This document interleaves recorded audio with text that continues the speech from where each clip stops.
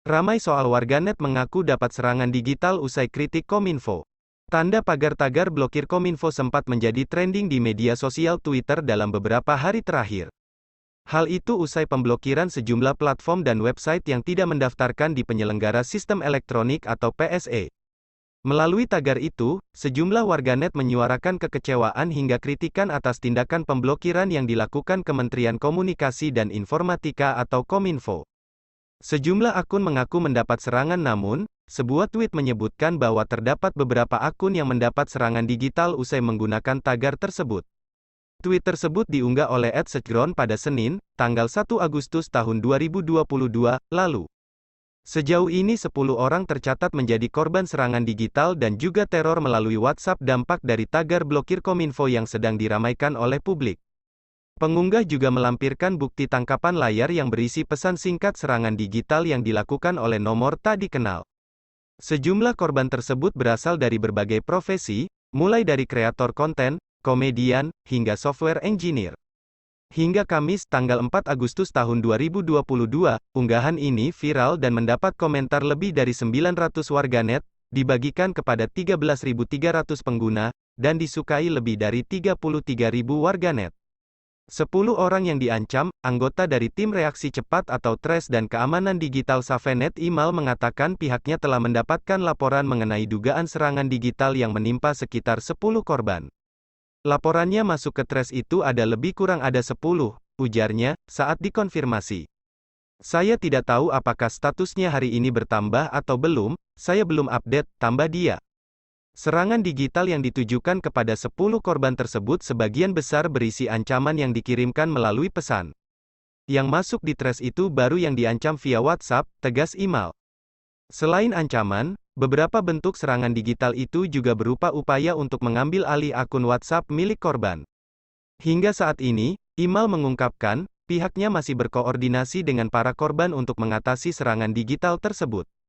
Menteri Kominfo Johnny G. Plate mengatakan, dirinya tidak tahu menahu soal klaim sejumlah pihak yang mendapat teror dan peretasan media sosial usai protes mereka terhadap pemblokiran sejumlah situs dan aplikasi. Menteri Kominfo Johnny G. Plate mengatakan justru jangan-jangan Kominfo yang sebenarnya diteror. Teror gimana? Saya baru tahu teror, Kominfo diteror kali, ujar Johnny saat ditemui di kawasan Gedung Komisi Pemilihan Umum, KPU, Senin, tanggal 1 Agustus tahun 2022. Identitas dan motif pelaku belum diketahui. Imal mengatakan pihaknya mengalami kesulitan untuk mengidentifikasi identitas dan motif pelaku melakukan serangan digital itu. Jadi kalau seperti itu kan agak susah ya, kalau kita mau mengidentifikasi juga susah sih karena belum banyak yang bisa kita kolek, terangnya. Kita belum bisa mengidentifikasi pelaku itu siapa dan alasannya apa, tambah dia. Sebab, dalam kasus yang masuk ke laporan Trace, terdapat salah satu korban yang identitasnya justru dicabut pelaku untuk melancarkan serangan digital. Sementara itu, pakar keamanan siber Vaksinkom Alphonse Tanujaya menuturkan bahwa dalam kasus serangan digital atau teror seperti ini, pelaku serangan bisa siapapun. Dari sisi probabilitas ini bisa siapa saja yang meneror, bisa reaksi dari netizen yang tidak senang dengan tweetnya, bisa dari pihak Kominfo atau bisa juga playing victims, jelasnya. Jadi tidak benar juga kalau berusaha menampilkan narasi seakan-akan kalau mengkritik Kominfo akan menjadi korban serangan digital, tambah dia.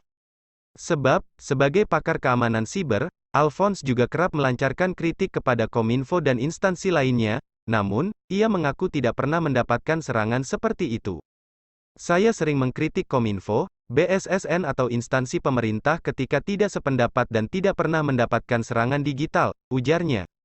Laporkan ke pihak berwenang, bagi warganet yang mendapatkan serangan digital baik melalui pesan chat atau aplikasi lainnya, Alphonse menyarankan agar yang bersangkutan segera menghentikan akses pelaku. Jika mendapat teror melalui WhatsApp sebaiknya blokir saja akun WhatsApp yang meneror, report dan blokir, saran Alphonse. Di beberapa aplikasi, fasilitas ini sudah disediakan, begitupun dengan WhatsApp, sehingga pelaku tidak akan bisa menghubungi Anda lagi. Apabila terbukti bahwa terdapat pihak yang melakukan teror, segera kumpulkan bukti tersebut dan laporkan ke pihak yang berwenang untuk ditindaklanjuti. Jika teror bersifat perundungan atau cyberbullying yang mengandung unsur penghinaan, pencemaran nama baik itu bisa dilaporkan ke pihak berwenang untuk diproses, ungkap Alphonse.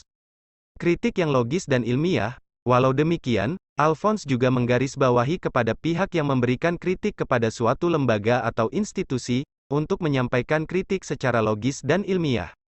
Ia mengimbau agar warganet menghindari kritik yang bersifat kurang sehat. Sebagai contoh, dalam kasus kritik yang ditujukan kepada Kominfo, warganet bisa menyampaikan kritik soal substansi pendaftaran PSE.